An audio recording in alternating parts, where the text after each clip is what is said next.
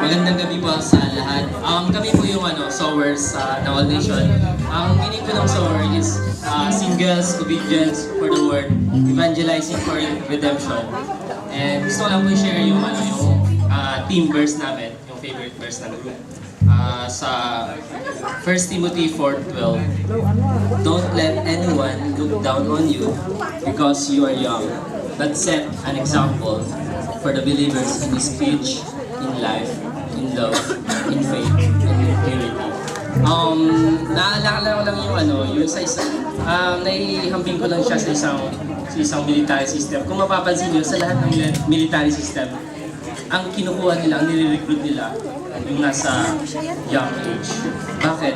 Dahil nandun sa young age na yun, yung potential.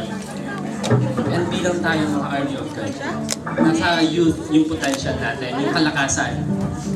And marami tayong magagawa, sabi nga ni Jesus Christ, mas marami pa yung magagawa niyo. Kasi yung ministry ni Jesus Christ, this earth is nag-last sa 3 years.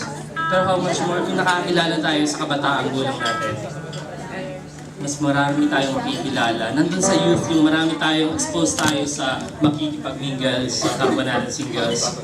Nandun, maging example tayo in love, in speech, in life.